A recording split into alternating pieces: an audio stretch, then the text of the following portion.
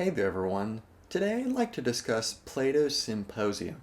This is a really interesting work of his because it's basically an ode to love.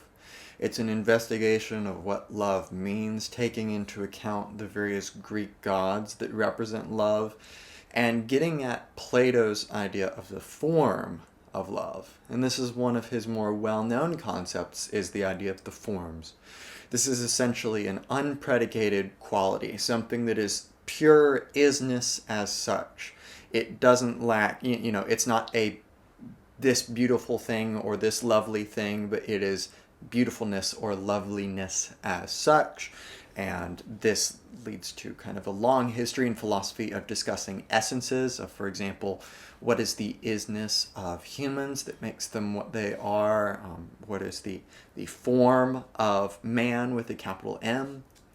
And I'm not particularly persuaded by the idea of forms and essences, but it's still interesting to look at the Symposium, particularly for the way it discusses homoeroticism. And I want to make an important distinction here between homoeroticism on the one hand and homosexuality on the other hand. Because there's a lot of discussion of relationships between older men and younger adolescent boys, for example. And for the modern reader or listener, we are just familiar with homosexuality. But it's clear that the relationships between these two types of men, or young boys and men, is not viewed through a sexual lens. It is viewed through an erotic lens, which is to say relating to eros, one of the important Greek words for love here. And it has a more full sense of, satisfying one's desires, particularly the desire to learn and to teach, which is a very important thing. And the way this is structured is it is 6 speeches, and it's reported by Apollodorus, I believe is how you pronounce his name. I'm not very good at these Greek names.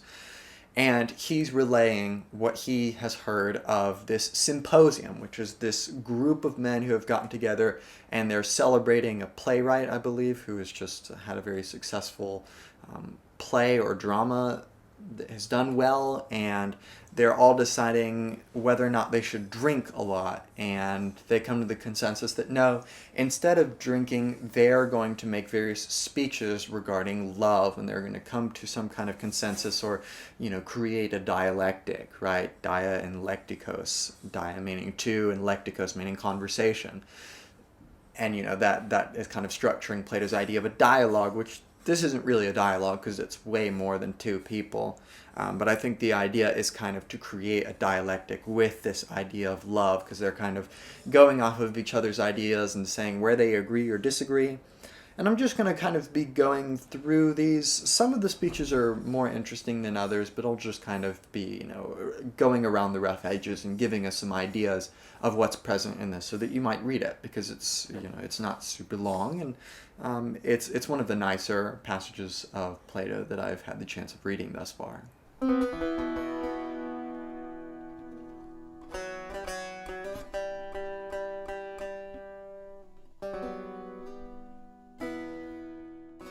So first we have Phaedrus' speech, and Phaedrus gives us a pretty, something very stark for the modern reader. All sides agree then that love is one of the most ancient gods. As such, he gives to us the greatest goods. I cannot say what greater good there is than for a young boy than a gentle lover, or for a lover than a boy to love. Very interesting. So we've got this idea of an older lover with a young boy, and vice versa. And he brings into this the necessary consequence of shame in love. That this means that the older person is going to be giving the younger person some sort of guidance, and particularly shaming them when they act shamefully, and instilling within them a sense of pride when they act well. So there's this sense of moral and virtuous development between a teacher and that which is being taught, but in a relationship that is obviously more intimate. I mean, obviously sex is involved in this. So a more intimate relationship than just a sheer apprenticeship. But even that sexuality is sort of just an exchange of the larger pool of desires in this apprenticeship.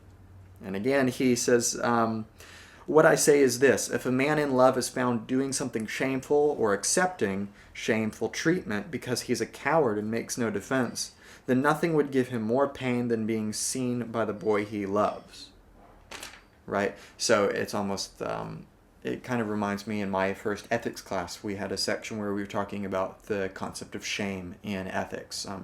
For example, slut shaming. Is that good to have a sense of shame to keep moral boundaries in place, to keep them defined, or is shame something negative? And this is a very interesting conversation. I came into it being quite against, the concept of shame. Like, that's very judgmental and high-minded, but it's actually a very interesting conversation because, for example, if you desire things for your lover, you desire their well-being, you desire for them to seek good things and to, seek a loving relationship with you and whatnot.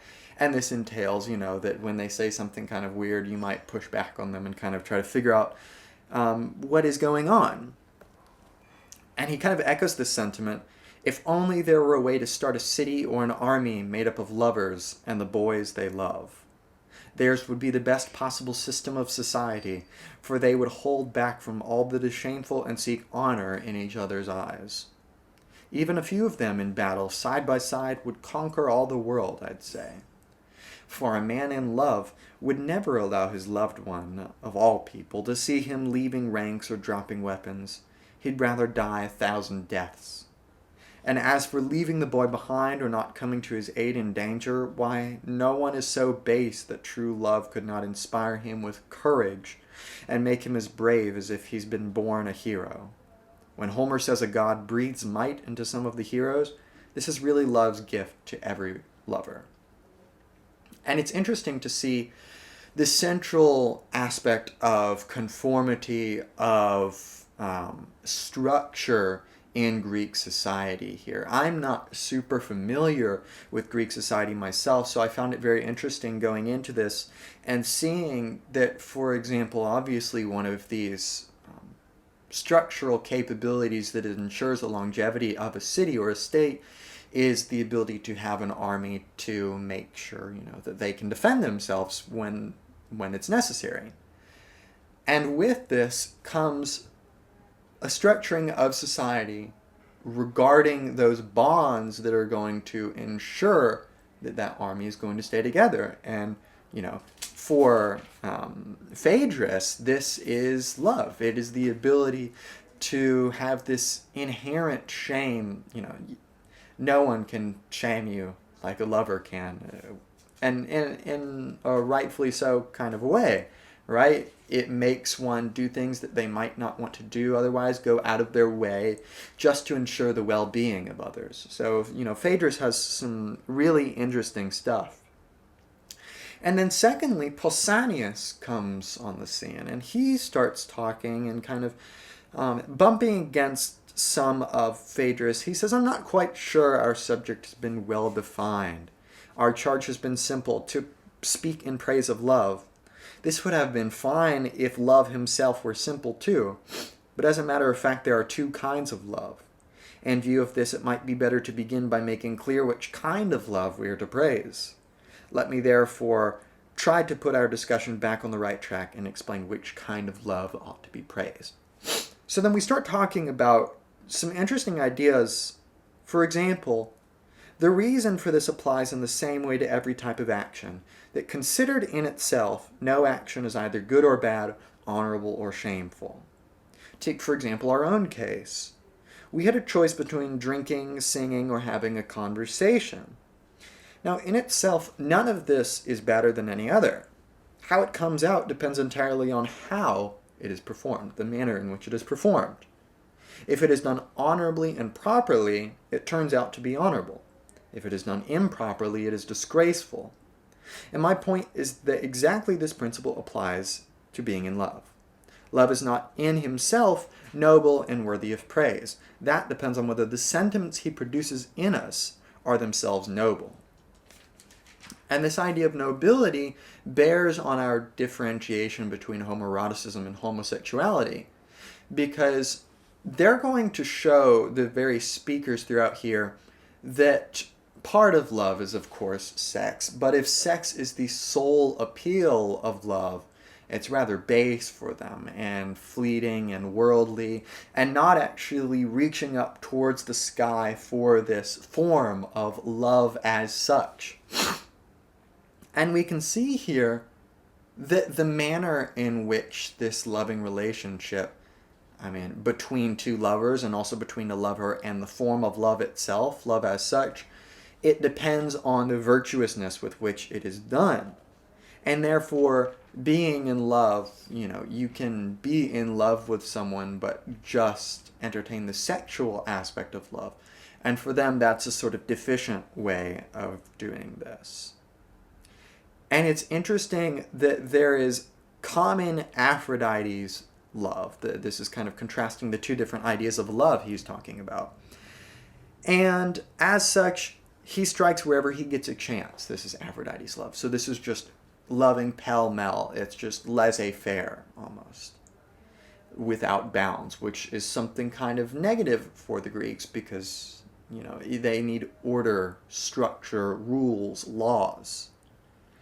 He says, this, of course, is the love felt by the vulgar, who are attached to women no less than to boys, to the body more than to the soul, and to the least intelligent partners, since all they care about is completing the sexual act, right? So this is just pure sexual gratification. This is a sort of hedonism that Socrates and Plato and other such Greek thinkers aren't necessarily into. Contrast this, he says, with the love of heavenly Aphrodite, right? So we have common versus heavenly. This goddess, whose descent is purely male, hence this love is for boys, is considerably older and therefore free from the lewdness of youth. That's why those who are inspired by her love are attracted to the male. They find pleasure in what is by nature stronger and more intelligent.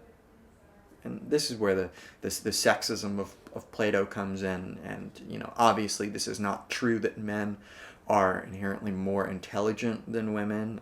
In fact, I think it is especially the case in this society that is not the case, because women don't have educational opportunities to even be able to fester this knowledge that, for example, is going to be achieved in a homoerotic relationship between an adult male and an adolescent boy.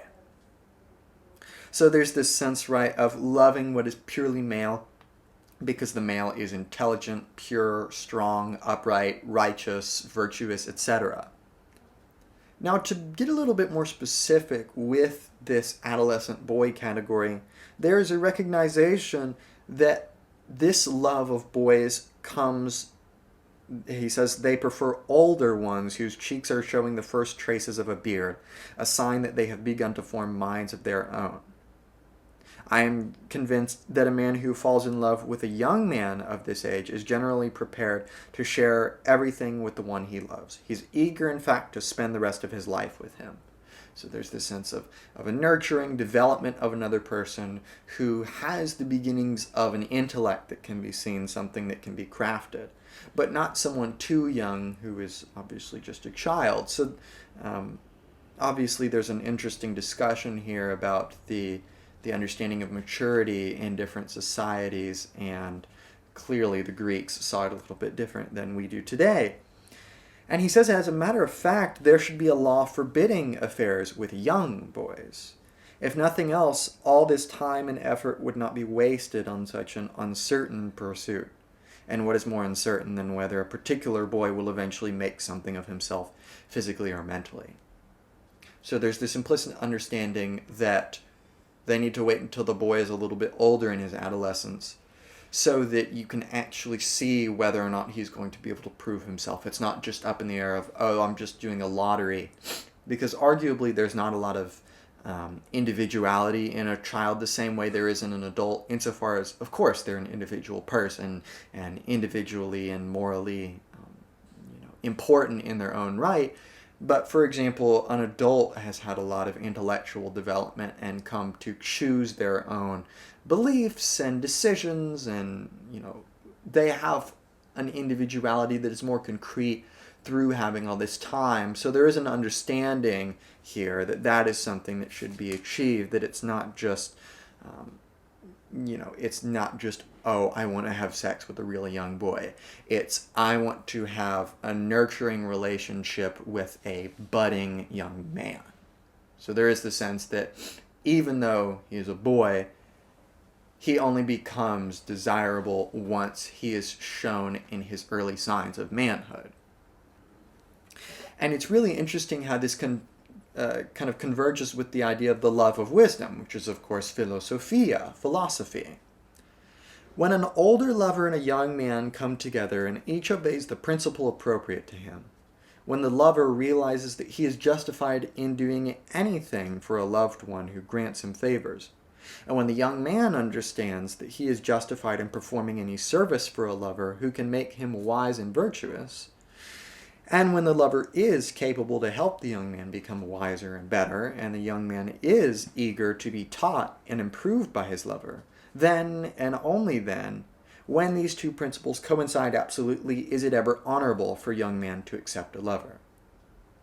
So there is at least an implicit understanding of consent here, that it requires the mutual understanding of, first off, giving on both sides of this relationship. And you could argue that it's going to get into the weeds here, whether or not, is a particular relationship being coerced or not. And I'm not sure that's a very defined line here. But certainly there is an eagerness to be taught and an eagerness to teach, and specifically on the part of the older man, help him become wiser and better. So this is all revolving around the love of wisdom and the sharing of wisdom, which is a very interesting idea. He even says earlier that love, like everything else, is complex. Considered simply in itself, it is neither honorable nor disgrace. Its character depends entirely on the behavior it gives rise to. So, of course, the eye out for virtue is what compelled the Greeks the strongest here. Now, skipping the third speech and going to the fourth of Aristophanes, we have some very interesting stuff. There's a sort of mythology of the sexes, which is very peculiar because it seems to imply a third sex. So I'll leave that to the listener to research up on and see what you think about it, because I'm not very familiar with the mythos undergirding this. But he says no one would think it is the intimacy of sex, that mere sex is the reason each lover takes so great and deep a joy in being with the other. It's obvious that the soul of every lover longs for something else. His soul cannot say what it is, but like an oracle it has a sense of what it wants, and like an oracle it hides behind a riddle. Very pretty passage there. But we can see this homoeroticism. It is for a deeper, more personal, more lasting, indeed heavenly relationship for Plato here, that is deeper than sexuality. And sexuality isn't even the primary concern here. And it's interesting here that a lot of Christians like to say that Christianity is the first religion that is built around love. That, God is love. And I think it's 1 John 4, I don't know, I think it's in 1 John, that God is love, that this is what he is ontologically. And it's actually very interesting coming from, someone who grew up in a Christian perspective to see the pre-Christian ideas here, where we actually do see a theism guided by love. We should encourage all men, therefore, to treat the gods with all due reverence, so that we may escape this fate and find wholeness instead. This is sounding very eerily similar to the fate of the grave versus favor with God in heaven. And we will, if love is our guide, with a capital L here, so the God of love, and our commander, let no one work against him. Whoever opposes love is hateful to the gods, but if we become friends of the God and cease to quarrel with him, then we shall find the young men that are meant for us and win their love, as very few men do nowadays. Right? So all of the understandings of the other gods, and even we become friends of the God with the lowercase g, but we're still getting the God love here as the guiding principle here. There is just one way for the human race to flourish, he says. We must bring love to its perfect conclusion, and each of us must win the favors of his very own young man, so that he can recover his original nature. This is sounding very like, the original nature of Adam and Eve before original sin. If that is the ideal, then of course the nearest approach to it is best in present circumstances, and that is to win the favor of young men who are naturally sympathetic to us. Right. So again, there's at least an inkling of consent. I would never really say we get an explicit understanding of consent, which is part of the problematic part of this, but this idea of the young man being sympathetic to the old man, showing some kind of kinship and developing this kinship as one goes along. And actually, interestingly enough, in the fifth speech by the host, Agathon, we do get a hint of the idea of consent. He says, love is neither the cause nor the victim of any injustice. He does no wrong to gods or men, nor they to him. If anything has an effect on him, it is never by violence, for violence never touches love. And the effects he has on others are not forced, for every service we give to love, we give willingly. And whatever one person agrees on with another, when they are both willing, that is right and just. So say the laws that are kings of society. So that's actually a fairly clear understanding of consent. Now, granted, it's with regards to love with a capital L, this God of love, and it could, of course, be brought out more with the relationship between the lover and the loved here on earth. But of course, the idea is that you are invoking the form of love, the God love as such, even when you are loving each other. There's a really nice passage here. Love fills us with togetherness and drains all of our divisiveness away. Love calls gatherings like these together. In feasts, in dances, and in ceremonies he gives the lead. Love moves us to mildness, removes from us wildness. He is giver of kindness, never of meanness, gracious, kindly, let wise men see and gods admire. Treasure to lovers, envy to others, father of elegance, luxury, delicacy, grace, yearning, desire. Love cares well for good men, cares not for bad ones. In pain, in fear, in desire, or speech, love is our best guide and guard. He is our comrade and our savior. Or we're getting some of the theistic, right, the sort of pre-Christian stuff. Ornament of all gods and men, most beautiful leader and the best. Every man should follow love, sing beautifully his hymns, and join with him in the song he sings that charms the minds of God or man. Right, so there's an elevation of love here. And Socrates hears this, and he is just sort of put to his feet in a sense, because he, first off, is very attracted to Agathon, and he spends basically this whole dialogue, or pluralogue, polylogue, trying to get in a relationship with him of some kind, to maybe just be near him on the couch, and he ends up being so near the end, and it's quite sly. But Socrates is, he's a very meek figure traditionally, so here he is like, okay, that was a really good speech, but we never were really talking about love at all. We were just talking about beautiful things, and we were not talking about the unpredicated form of love as such. And he says, as the son of Porus and Menia, this is Aphrodite, his lot in life is set to be like theirs. In the first place, he is always poor, and he's far from being delicate and beautiful as ordinary people think he is.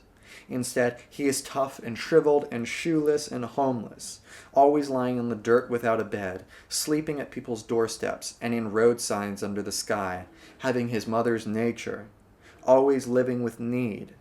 But on his father's side, he is a schemer after the beautiful and the good. He is brave, impetuous, and intense, an awesome hunter, always weaving snares, resourceful in his pursuit of intelligence, a lover of wisdom, that is philosophia, through all his life, a genius with enchantments, potions, and clever pleadings. So there's a sort of grittiness in love that Socrates is trying to bring out. Because he is a lover of wisdom. He considers himself a philosopher, and he famously says the only thing he knows is that he knows nothing, because of course he's always trying to strive for that, but it's always something he kind of never feels like he's satisfactorily reached. And nevertheless, he finds it best to find love, in the dirt and grime of society. That love is tough, shriveled, shoeless, and homeless, which is a very interesting, much less ideal understanding of love in some senses. But of course, somehow we are going to bridge from the meek and the meager to the divine and the sublime. And there's a really interesting kind of ontological diatribe we go on here for a second, which to me really encapsulates the concept of becoming or difference. And this comes in a roundabout way to love. That love, we're really establishing the ontological primordiality of love. He says, if you really believe that love by its nature aims at what we have often agreed it does, then don't be surprised at the answer, she said. And he's recounting a teaching of a lady that he was listening to who was teaching him all about love. For among animals, the principle's the same as with us, and mortal nature seems so far as possible to live forever and be immortal. And this is possible in one way only, by reproduction, because it always leaves behind a new young one in place of the old. And we can see this, how this relates to the homoerotic relationship, right? We're reproducing knowledge, not just sexually, because if our sole concern is sex, then we're essentially just making these empty husks that we don't really fill with knowledge and wisdom and whatnot. Even while each living thing is said to be alive and to be the same, as a person is said to be the same from childhood till he turns into an old man, even then he never consists of the same things, though he is called the same, but he is always being renewed, and in other aspects passing away, in his hair and flesh and bones, and blood in his entire body. And it's not just in his body, but in his soul, too. For none of his manners, customs, opinions, desires, pleasures, pains, or fears ever remains the same, but some are coming to be in him while others are passing away. And what is still far stranger than that is that not only does one branch of knowledge come to be in us while another passes away, and that we are never the same even in respect of our knowledge, but that each single piece of knowledge has the same fate. For what we call studying exists because knowledge is leaving us, because forgetting is the departure of knowledge, whilst studying puts back a fresh memory in place of what went away, thereby preserving a piece of knowledge so that it seems to be the same. Right? So we're sort of immortalizing knowledge through the ability to teach and share it. We're somehow getting at the immortality that is love by, for example, guiding our understanding of wisdom as that of loving wisdom, philosophia again. And in that way, everything mortal is preserved, not like the divine by always being the same in every way, but because what is departing and aging leaves behind something new, something such as it had been. By this device, Socrates, she said, what is mortal shares in immortality, whether it is a body or anything else, or the immortal has another way. So don't be surprised if everything naturally values its own offspring, because it is for the sake of immortality that everything shows this zeal, which is love. So love is this yearning, this zeal for the preservation not merely of sexuality, but of eros, right? One of these names for love. A greater sense of security and understanding, and we really get a nailing down of this understanding of a loving apprenticeship or discipleship or creation of art. These all kind of come together in this homoerotic relationship that we've been talking about. In my view, you see, when he makes contact with someone beautiful and keeps company with him, this being a lover, he conceives and gives birth to what he has been carrying inside him for ages. And whether they are together or apart, he remembers that beauty. And in common with him together or apart, he nurtures the newborn. Such people, therefore, have much more of a share than do the parent of human children, and have a firmer bond of friendship, because the children in whom they have a share are more beautiful and more immortal. Everyone would rather have such children than human ones, and would look up to Homer, Hesiod, and the other good poets with envy and admiration for the offspring they have left behind. Offspring which, because they are immortal themselves, provide their parents with immortal glory and remembrance. So in a sense, we can see that the passing off of knowledge between a lover and the one he loves is built on this understanding of friendship, this mutual consensual bond, which essentially turns the loved into a work of art. Right? This is a very aesthetic understanding of love. He says, a lover who goes about this matter correctly must begin in his youth to devote himself to beautiful bodies. First, if the leader leads aright, he should love one body and beget beautiful ideas there. Then he should realize that the beauty of any one body is brother to the beauty of any other, and that if he is to pursue beauty of form, he'd be very foolish not to think that the beauty of all bodies is one and the same. When he grasps this, he must become a lover of all beautiful bodies, and he must think that this wild gaping after just one body is a small thing, and despite it. Right? This is getting us to the understanding of the form of love. That if something embodies love, right, it is love housed in a corporeal mortal body, but it somehow has reference to the form of love as such. And this is a sort of continual process of trying to reach this understanding of love by pursuing beautiful bodies, for example, and also creating them in the form of art. And therefore this is very rightly a sort of relationship of apprenticeship. And I think this is very interesting to consider as an adjunct to Michel Foucault's Friendship as a Way of Life, which I've done a lecture on this channel. And you'll see a very similar understanding of homosexuality, where I think he's really trying to bring back into modern life an understanding of homoeroticism. And regarding the form of love, he says, first, it always is, and neither comes to be nor passes away, neither waxes nor wanes.